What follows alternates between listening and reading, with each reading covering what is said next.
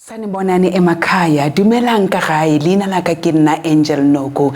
Namhlanje silana ngibambele ubaba ST Dlamini ku station sakhe esiyaziwa kakhulu, silalelwa kakhulu umhlaba wonke. So lekhona le ke re tlobolela le awusikheron. Usisikeron uze ne story sakhe esibuhlungu. Esibuhlungu abaningi basizwile kuma social media ku TikTok yakhe, but namhlanje uthe sisi baba ST ngifuna ukuthi ungilethe ku studio sakho ngizoshare le story futhi kubalaleli bakho ngoba balandeli abakho azange ngimatshele le story lesi. So ufikile usisikeron uthi namhlanje ngifuna ukushare istory sami esibuhlungu somshado wakho lo uqeda ukuphela. Masilaleleni ukuthi yena uphethe ini namhlanje fonina. Sisikeron kunjani mama? Ngikhona nina ninjani? Sikhona mama. Ngibiziwe lana ngibizela uSiso omuhle ukuthi hey ngizohlala phansi nawe ngizwe ukuthi kwenzakalani empilweni yami or kwenzakaleni. Ungasitshela ukuthi uSisikeron ubuyaphi? Uyakaye udula kaye ubaba ST uthe le station sakhe se accommodator wonke ama language. So mawufuna ukubulela bulela, mawufuna ukuthetha thetha, mawufuna ukukhuluma if you want to speak go ahead. Ngiyabonga. Ngibonga mina mama. Mawusewushilo igama lami uKeron, uMampurani Keron Home. So ngizela to come and share my story. Okay. My story, actually, my journey began, it didn't begin then, but I will just start with where it begins. Okay. It was I think it was on the 28th of November 2018. I was at work. Okay. And in the early hours of the morning, nothing was suspicious that my day was going to really turn so mixed up. I received a message on my cell phone. It was a WhatsApp group that was created by my cousins. And the WhatsApp group just popped out. And then when I read the WhatsApp group, the WhatsApp group said that it was written family affairs. When it was sent, then I opened it and it was saying, look, this WhatsApp group was created for you, says Keron. Everybody who is in this WhatsApp group knows something about your husband. Wow. They are not telling you. Everybody is talking behind your back. They go by, they talk about it and they are saying we should not tell her. And then it stopped there. And then it said again that your younger sister knows about it. And all other family members. And it was created by my cousin, who is my aunt's daughter. Yes. At the instruction of my other cousin, who is my aunt's son. And then they pointed out to say my younger sister knows about that. So now I called all of them, but none of them picked up the phone immediately. Yo. It was only when I insisted and I called my younger sister, third time, that she answered the phone. And I asked her, I said, listen, they say you know something about my husband and that you guys are not telling me. And I find this in a WhatsApp group. What is going on? Like, what the hell is going on? What is it that is known? My younger sister asked me, she says, hey, Sis Keron, where are you? And I'm like, I'm at work. She says, are you sitting down? I said, yes. What is happening? Why should I be sitting down? Get to the point. What is it? And then she hesitated. And thereafter she said, listen, Ash, they say Abuti who raped this child. Ithi ngingene emlomweni ngifuna ukulalela kahle ngizwe kahle le story. Ngifuna ukwazi ukuthi zonke lezi zinto mazenzeka zokucreate ama WhatsApp and all this musemsebenzini, were you still at work or musuphumile usekhaya? I-WhatsApp group ngathi bayenze ebusuku. Mina ngiyibone ekuseni. Okay. Maze ngibule i-message yami, ifoni yami emsebenzini. Oh, okay. Yeah. So in the morning we were busy with my ex-husband preparing to go to work. So I was not on the phone. It was only when I arrived at work that I put the phone there, started doing some work, and thereafter I said, no, let me get my phone and check, because it was kept on saying twing, twing. Then I said, let me check it. Usually when I was with my husband, there was like, who do you talk to? And so I was not really attending. So it was only when I was at work that that WhatsApp group, which was already created, I then saw it at that time, around 10 o'clock, 11. And how did you feel by that time, seeing a group was created pounding. under you? My heart was What pounding. came into your I was mind? very worried. I was very scared. I was like shocked. Okay, what is it? But when she told me that, you know what, your husband raped our younger sister's daughter, and I was like, okay, what? You know what, there was like, you know that lump that gets stuck on your throat and you don't know what to do. You can't even breathe. You can't even You breathe sit or down, cough but you it can't out, sit down. And I was beginning to sweat. Then I ran down the corridor to go and talk to my manager, my boss, to say, look, there's something that I've just been told right now. They say my husband has raped my younger sister's daughter. I need to get to the bottom of it. I have to go now, to go to Johannesburg, because we were in Pretoria, to go and ask the daughter, my younger sister's daughter, what has just happened. I rushed, get into my car, and I drove all the way to Johannesburg. Along the way, it was like, you know, Joburg, Pretoria. It can be long, it can be short. I think at that time it was the shortest distance. But along the way, I kept on saying, okay, God, what is this? But what is happening? And I'm like, okay, God, I'm asking you to please protect me. I can see now that my life is just going to take a different turn. Help me to be sane. Help me to not lose my mind. Help me not to get into depression. I was declaring strength and positivity. And I was also declaring that I'm going to rely on you solely. And you alone. Were you not tempted to call your husband along the way? No, I was never tempted to call him. I just said, look, I need to go and hear from the child. So I went straight to the school, got to the principal, and every step of the way, the first person that I broke the news to was my manager. And I told her up front, they say my husband raped my younger sister's daughter. When I got to the school, to the principal, the receptionist, then the principal, I said to the principal, I'm here with a very sad, traumatic story. I need to find out something. I've just been told that my husband has raped my younger sister's daughter. She's here at the school. I'm asking you to please, let's find out from her. Now the principal, because they have rules, you know, about the school, they have to protect, you know, they're the custodians of children when they're at school. So she has the responsibility to protect that child, even from me, even from the parent. If you are a parent, you come in this kind of fashion that I was at, and then you then say you're asking for your daughter, or your son, there's a possibility that the school may actually stop you from confronting the child, because they have to protect the child. So she said to me, look, what I'm going to do is that I'll call the child, and then I'll talk to the child in a separate room, and then after speaking to the child, then I'll call you. And then she kept on looking at me, and I could tell she was just trying to check whether I have a cut or something, or whether I was going to harm the child. But I think she just had to make sure that the child was safe, and I was also in control of my own emotions. Then she called the child came in, she asked the child in that room, and the child told her, confirmed. And then when she got out of there, the child was in the principal's office. I was in the staff room, and she said, come out. When I came out, she said, listen, the child says, yes, it's true. Wow. Now, my heart was no longer racing. I don't know what was happening. I was just like shaking, and I was like, then I got there, I already know what she said. So I just felt so sorry for her, and I was like, I don't know. And then she said, look, baby girl, tell Auntie Karen what you've just told me.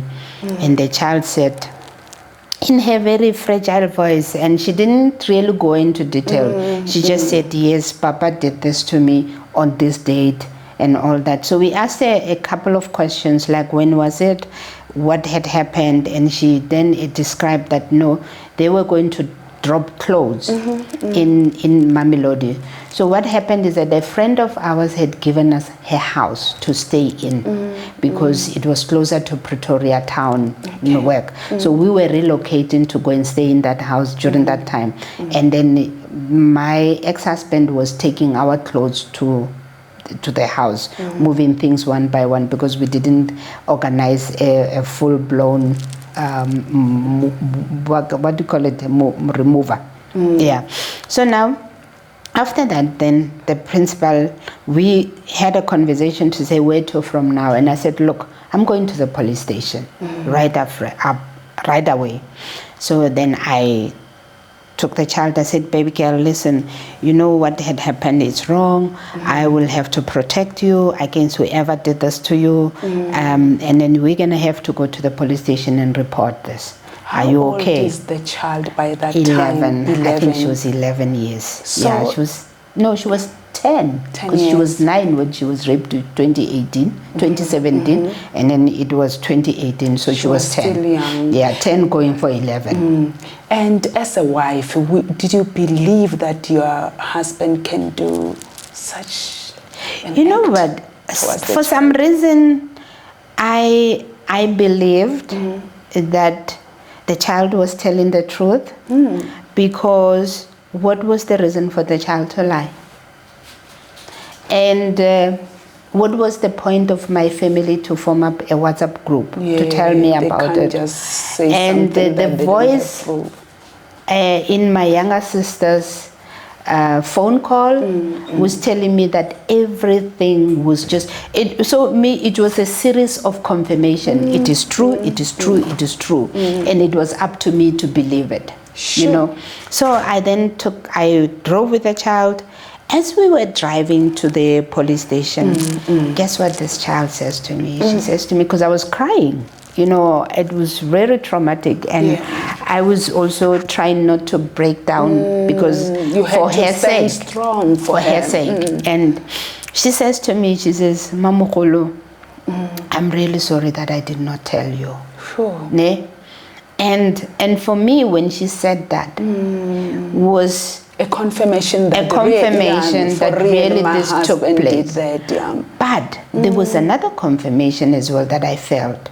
Sure. She was now connecting with me for being the adult that believed her up instantly. Who was connecting to you? The child? The child.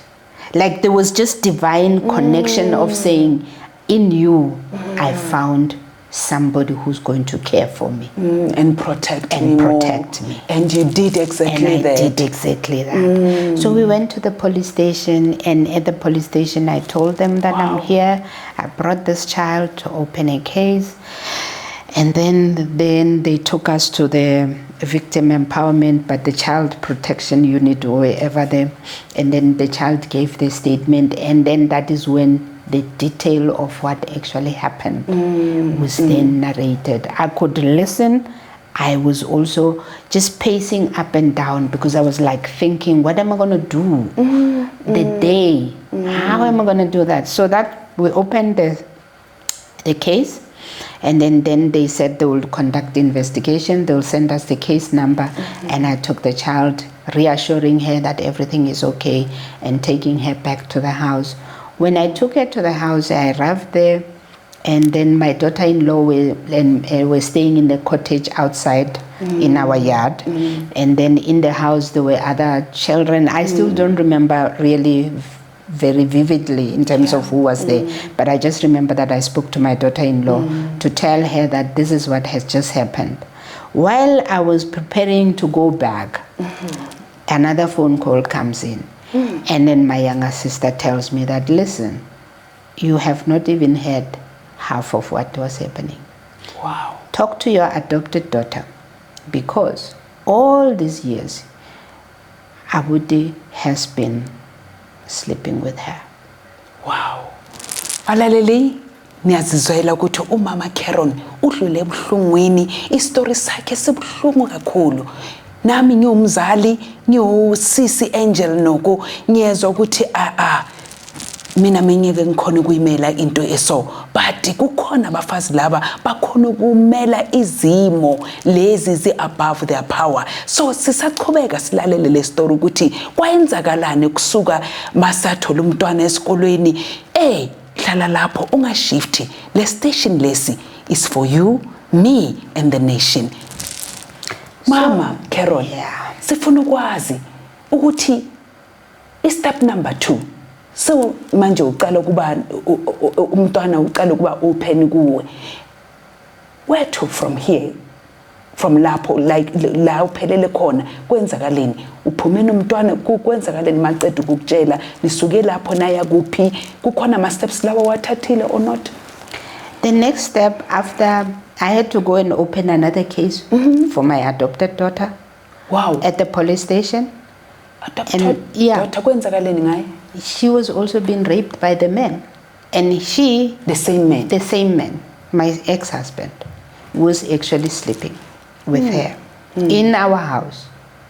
Sometimes even when I was there. Yo. So now I opened 2 cases on that day, on the 28th of November 2018, 2 cases.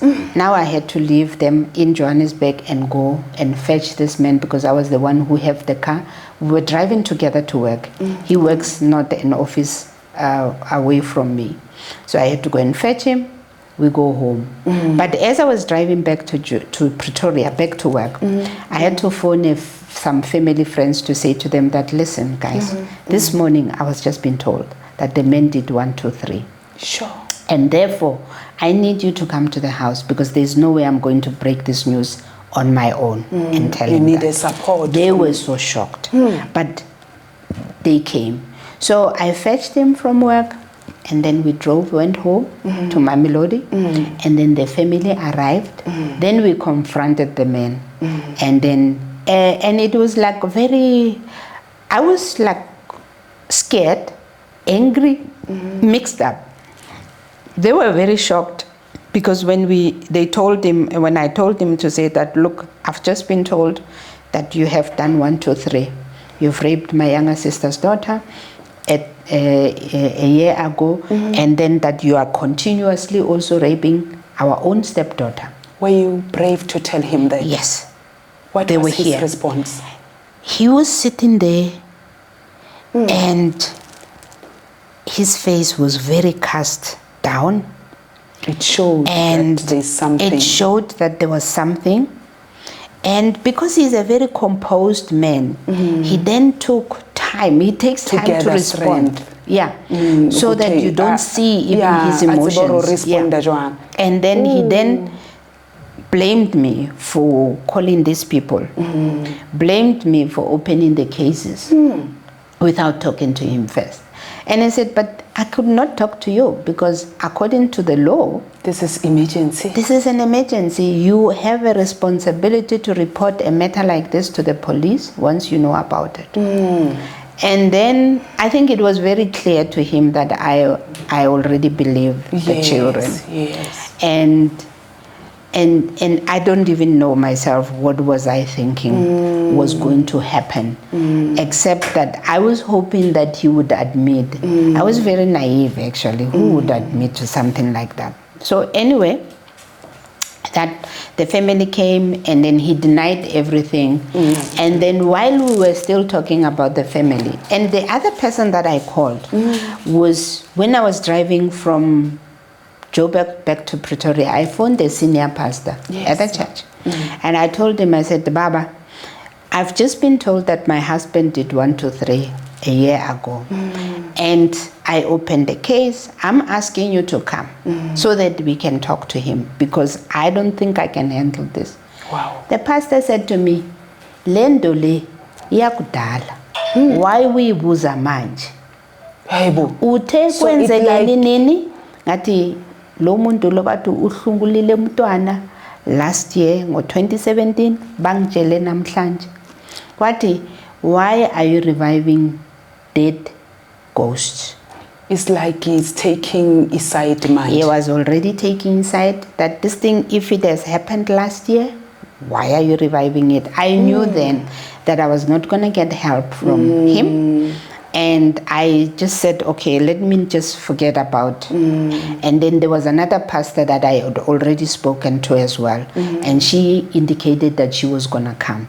But during that time while we were talking, my daughter-in-law, I think, leaked the story and told the other children.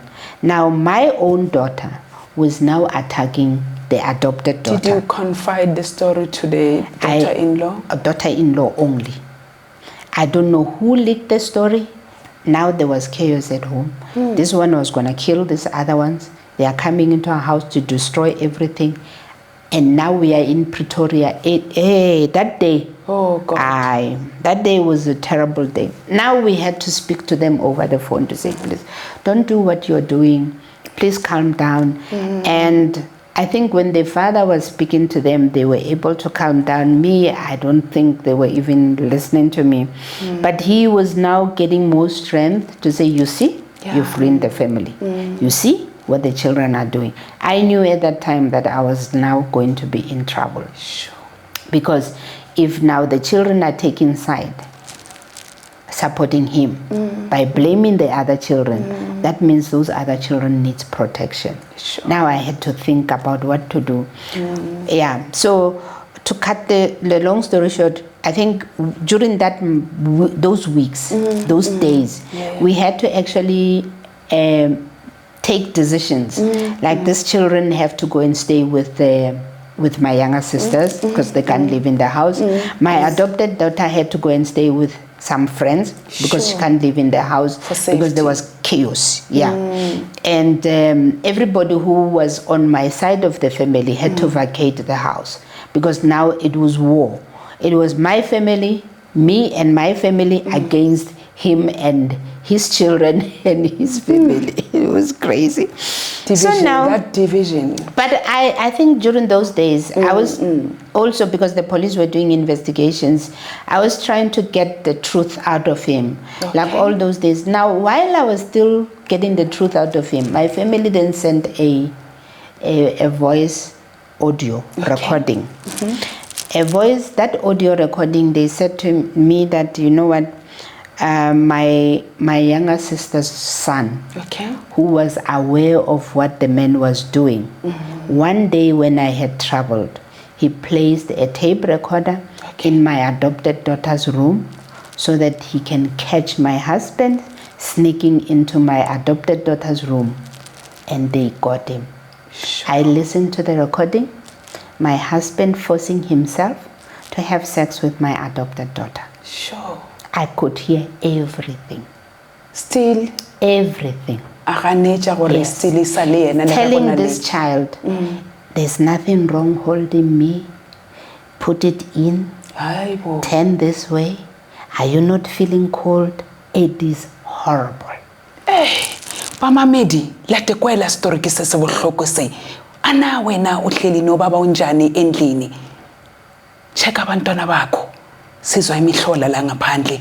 If uyalalela izitori zabasifazi uzozwa ukuthi la badlula ebuhlungwini. Sesikeron. Story saka kusebuhloko. Uri monna a phetola ngwana mo phetola, there's nothing wrong. Nothing wrong. Touching me. It's not against the law. He says that. It's not against the law. Hold me. Yo. Ngwana nasa kwa gale Allah. The child is just saying, It's a horrible audio. Yeah. It's really horrible and audio. Still monna wa gagwe your husband hearing that voice audio. He denied the audio, and then he was helped by the fact that artificial intelligence also came up with some things because people's voices could do. So he then went to say that this tape of yours, because sometimes I'll confront him and play the tape. I remember there was one night when I got the tape, I put it in the DVD, and I played it the whole house. He could hear his own voice, and he was just saying, "What is this?" I said, "It's you. Ne? It's you." Facial expression, you can tell.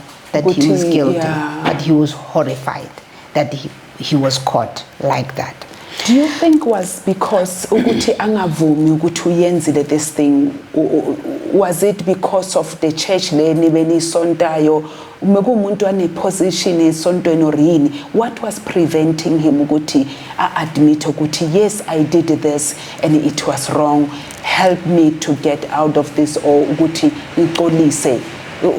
What was preventing him to just admit ikhona ukusolveka kangcono le issue? I really don't know. One is that I could tell that he did not trust me. Sure. No matter how hard I tried to make him believe that I would walk this journey with him on condition that he accept his wrongs and he's repenting, and there will be some kind of reparation that must be put in place, because it was not going to be like scot-free. But I don't think he trusted me, so he was always denying everything, and he was also not working together with me, because I remember that on the during the first week when the news broke out and I handled it in that way. Now God would minister to me to say, look, there are scriptures in the Bible that you can meditate on that will save you guys, and that was Psalm 25. Psalm 25 is a redemption psalm. It was talking about the fact that you will not be put to shame if you are remorseful, if you've done everything that you've done without planning it, that God will not put you to shame. But if you hope in me, I will save you. And I told him, I said, you know what, I was sleeping, the word of God said, meditate on this prayer, and then one day he will come back having a whole book of scriptural reading from the Roman Catholic Church, which he said now the Roman Catholic Church sisters, they were going there, they say we must pray. And that's when I begin to believe that, you know what, this man is as guilty as charged, because he was going all over the place looking for things to save himself. He was not even believing in the God that he was saving at that point in time, because our prayers, he was always mixing them up. Then he started going to ZCC, then I think he was even consulting traditional doctors. And the first thing that I also told him, I said, but why are you asking to be defended by a lawyer if you're not guilty? Yes, because the word of God says that I'm your advocate. Why don't you trust God? What you know, because with your truth, he would not listen to me. And I remember sometimes he will also talk to his lawyer. I think he came, he said his lawyer told him that I want to put him in prison. I said to him, look, I don't want to put you in prison. It is your deeds that will put you in prison. If you raped a child, if you have been raping your own adopted daughter, you will definitely go to prison. It is not me, it is the law, it is your guilt acts that will put you into prison, not me. And then a wedge was now beginning to grow between us, even though I would go to court with him to support him and all that. But just to cut even the long story short, the docket actually, he also tried to steal the docket. Wow. Because the docket disappeared. They broke into the investigating officer's office, and then they stole the docket. Wow, just but to luckily, make everything disappear. Luckily, the docket was actually photocopied and scanned and saved. So they were able to reproduce it. Then the lawyer, who was also acting like a criminal himself, who wanted me to sign statements that says that I have bipolar, so that if I had signed that I have bipolar, what was going to happen is that they were going to take it to the court to say, look, this woman is not in a good mental state, and therefore a person in her mental state is not suitable to open a case. She's imagining things, delusional. Sure. I refused all those kinds of things. And when I refused all that, that is when he believed that, no, I was going to put him in prison. I said, listen, it is not me.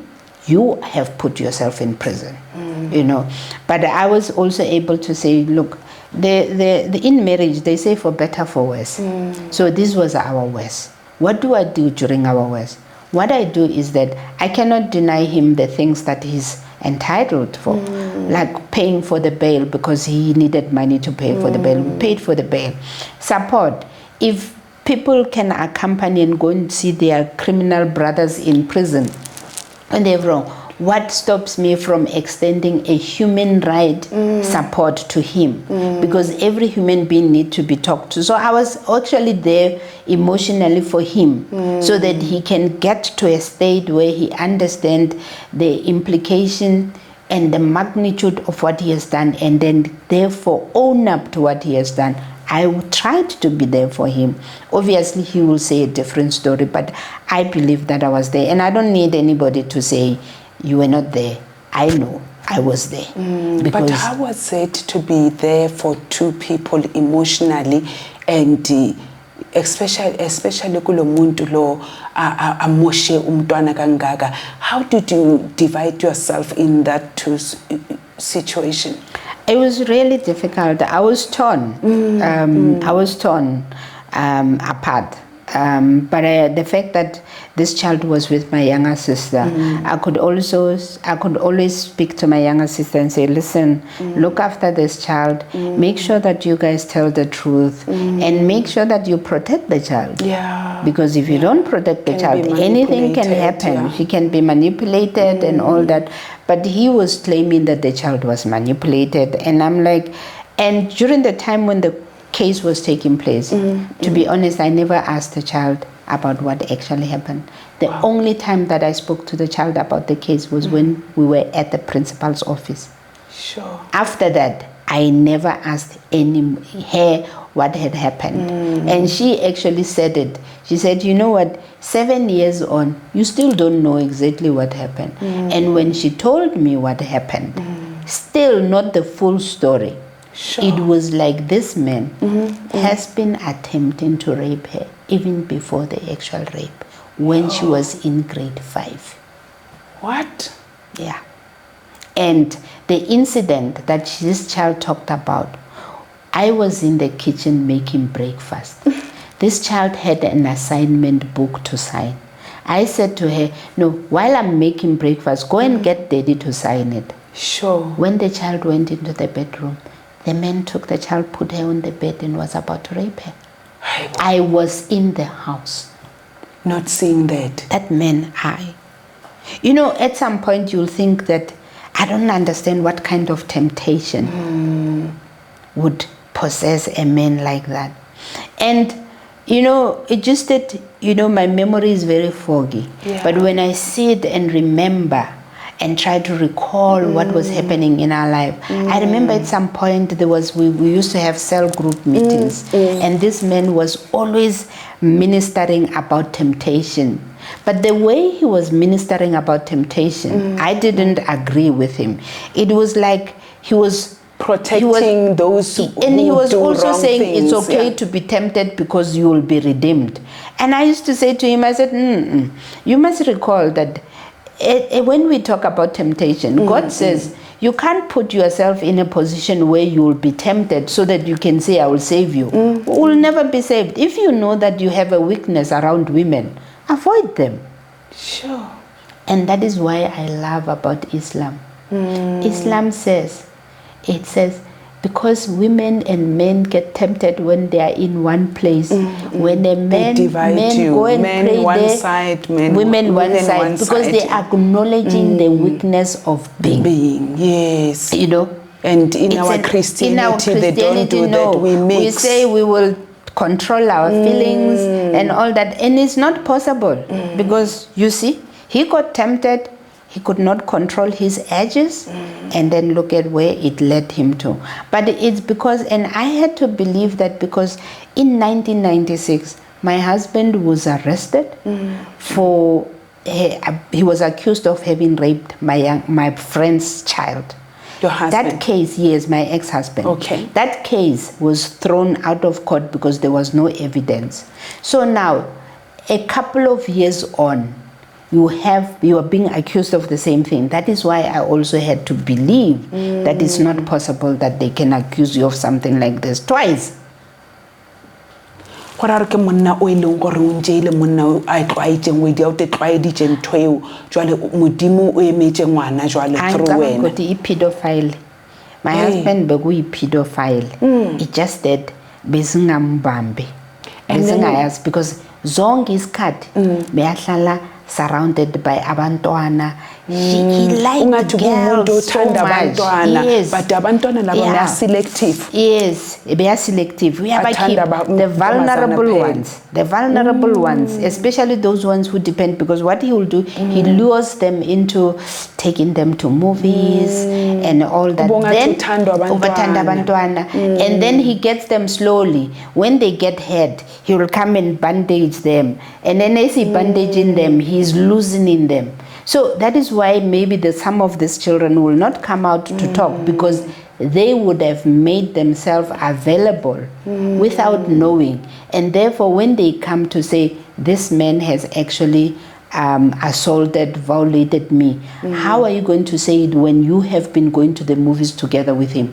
When you have been asking him, financially, I used to always have a problem with him. He would be buying children things that unnecessarily, like, where do you get endless money? Where you just buying people uniforms, school books, movies and all that, where family just come to visit, the house is full, and then you are always happy when you are around girls. So he was trying to ukuvala maphutha wakhe indirect. And it was mentioned in the sentencing verdict that this man was actually buying them. He knew what the children wanted. That is why he could, because even after raping this child that day, on their way back, went to buy her sweets and everything, and promised to buy her things.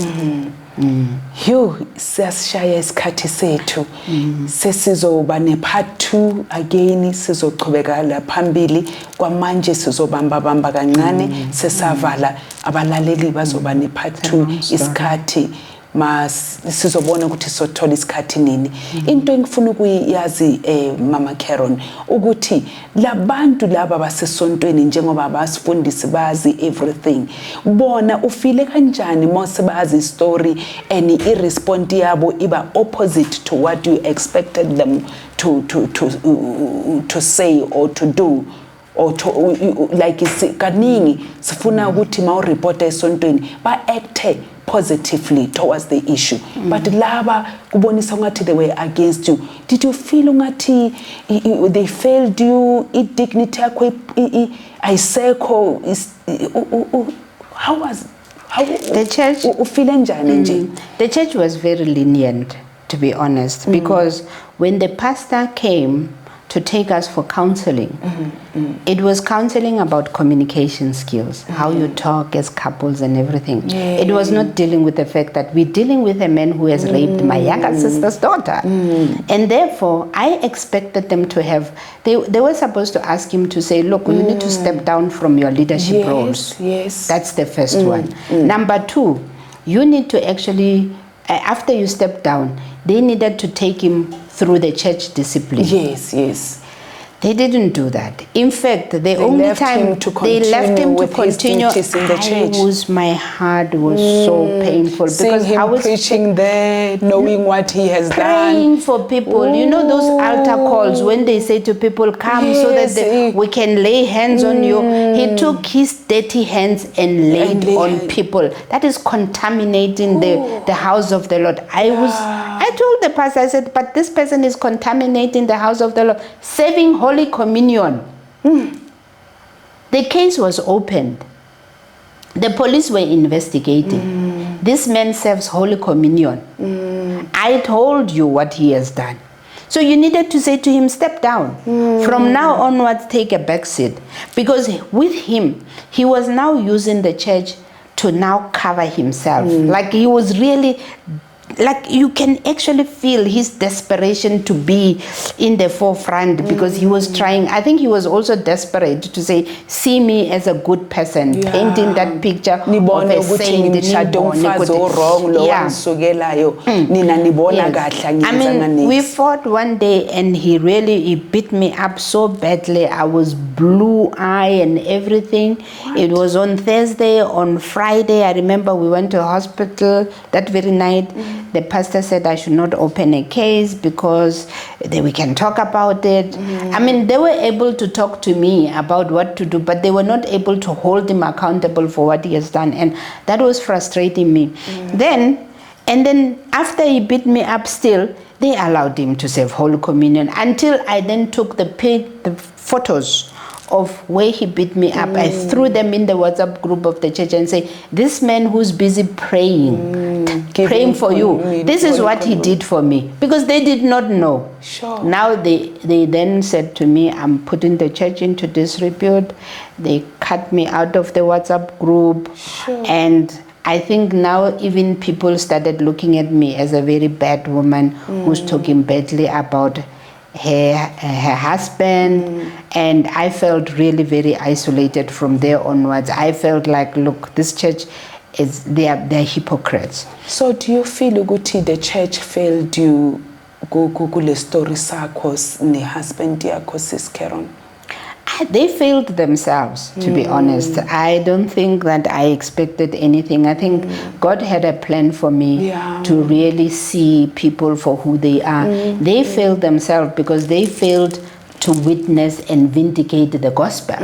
You know, how do you harbor and protect somebody who has done something like that? Remember, the church punishment is not a punishment that is very condemning.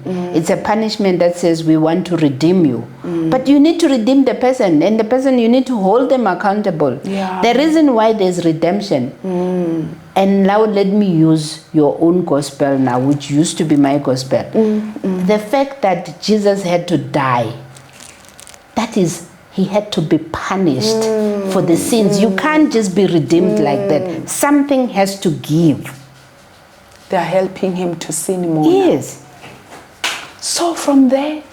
So from there onwards, I think COVID happened, and then we were in isolation. I was like very thankful for COVID, but it was a very lonely journey because then you are kept out there. I think it helped everybody to say, look, let's just go into our own spaces. And then moving forward, it was now the case had to resume in 2021. The child was going to court by my younger sisters were accompanying the child to go to court, and then I now also joined them in going to court. The first 2021, it was very difficult for me to even go to court with them because, excuse me, I was also angry with my younger sisters for having not taken a bold step against this case.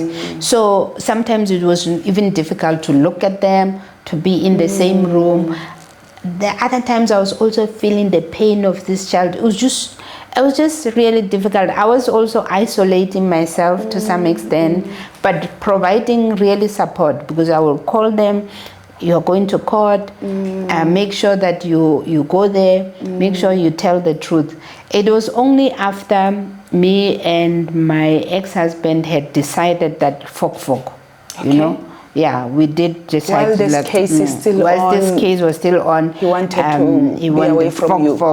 You are evil. You want to kill me. You are a witch. You know, he called me all sorts of things I've never seen, but I've never seen anything like that to say, you know. But every time when he would say these horrible things, painful as they are, but they were a vindication for me to say, for as long as you see me as an evil person because you are being accused of rape, it means you did it. Yes. Ne? And then for the mere fact that you can use me to defend yourself, that means you never actually valued me. So I was beginning to regret everything. So it was like, I was like, you know, God was walking this 7 years with me, to be honest. And I enjoyed those moments where I would spend time with God, and some of the friends who would really comfort me. Some of the friends who would turn against me as well, because friends as well, they just can't stand your pain. Yeah, they have their own problems. They have their own problems as well, but they also don't want to talk about the fact that you have dealt with a case like this the way you have. So I don't know whether it was envy. Some they say you are wrong, some they... Accusations left, right and center. Sometimes you break down in the middle of nowhere. They tell you don't cry. And I'm like, who the hell are you to tell me not to cry? Do you even understand what I'm going through? I collapsed in meetings. Sure. Yes. Because of stress I got disoriented, my dear. I'll be driving, going to Pretoria, and in the middle of nowhere, I don't know where I am. Sure. You black out. I just blacked out. It was really a tough journey. And I could not do counseling because counseling for me, I was like, no, I cannot expose myself to psychiatric counseling because it was going to be used against me in the case of bipolar, and therefore I had to protect myself. So it was like I was self-affirming, self-counseling, self-protecting myself. You felt alone in this story. Sure. It was only me and God and a few people who would be. But friends, it's really difficult. I think that the pain that we go through as women, we should not rely 100% on friends. I don't think we have friendship that can endure the pain that we go through as well, because it's just too much.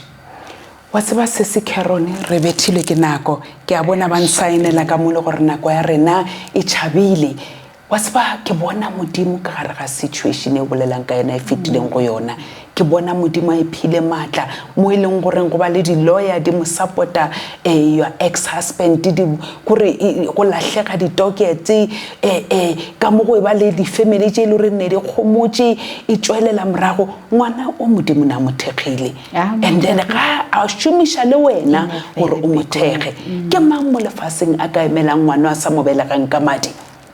Kitsapa gore ba mamedi ba funa ukwazi ngilinyilanga ku part 2 ukuthi lo mntwana lo mmelayo lo kungasi umntwana wakho wegazi kumntwana womoya I believe kumntwana wakaSisi wakho bazofuna ukwazi ukuthi umama wakhe ukuphi uhlaleleni wena mawuba ne stress uyama up and down why ku discover wena uzi discover uwe lamashangani genzo we rape where was the mother yena wazile or kanjani konke lokho abalaleli bazokuzwa ku part 2 sishiwe isikhatha abamemeli bethu lina laka ke nna Angel Noku ditaba ke tše bohloko monna o rapile go mme ga re tsebo gore go ditaba tše ntše go tsamaya monna o feletse go kae le ngwana o ka re tsebo gore na o sa phela go ba ga phele na le gore gape o godile go ba gola na tše ka mokana ga tsona re tlo kgwetša ka go part 2 jwale ke re wena o le mosadi ka ntlong o dutse le monna o jwang ana wa ba checka bana ba gago ba baninyana na ana wa dula le bona na o ba botšiše gore na o le sale right na ana o build a relationship e leng gore bana ba gago ba ka go botša le tše di fitlhagetseng tše wena o sa di boneng ke o Sisi Kerone o be a sepela ka gare ga ntlo a dira dijo ba swarana ka matsogo tseleng a bona monna wa gagwe a rekela bana di-sweets a ba iša di-movie a sa bone yena and ke tshepa gore le yena Sisi Kerone monna o go bontšha o ka re na mo bontšha lerato le le tseneletseng le kereke le ona le kwele gore e mo feitše ya ema le monna a bea diatla tša gagwe tše di tšhila a rapella batho ba kereke a buša gape a fa batho Holy Communion kante re dira jwang ka dikerekeng tša rena ka re ithuteng go emela nnete baruti ba rena ka re ithuteng go emela nnete re eme nneteng gobane ba bangwe ba ile gore ba theleditše story se and ba mo tseba gore na tsena kereke eo ke tshepa gore le bona ba tlo swaba gore kante kereke ya rena wa e feitše Sisi Kerone ditaba tše dintšhi di tlo tla ka go part 2 re kgone go tseba gore na ngwana o kae mme wa ngwana o kae o gomoletseng mme wa ngwana se se kharone yena why a choositse gore a emele ngwana o iseng wa gagwe wa madi ke eng e mo file matla a baba kwa feletša re kgone go tseba rena lenyalo la bona go bontšha o ka re le fedile ka lebaka la re o fela re ex-husband ga a sa re my husband tše ka mokana ga tšona ke sa botšheletša ke re di tlo hwetšagala ko part 2 nna le se Caron re lebogela sebaka se ska lebala gore ke swaretše ntate ST Dlamini ge yena ntše a tsamaya a ile go homotša ba bangwe ba ditaba tše bohloko tše ile reng ba nyaka go di tliša mo ba bangwe a ba brave enough go tla ba tlo shera ditaba tša bona jwale ntate ST o rile ntshwarele jwale ke tle ke kgone go bonana le tše ka mokana ga tšona ke tla boa nna ke le Angel Noko le se Caron ke ra sepela se Caron mantšu a gagwe go tswalela o ka reng How ke leboga this opportunity ya gore ke share my story. The main purpose really is to say to women, you need to stand up for your rights. You should not be protecting a man who can violate a child.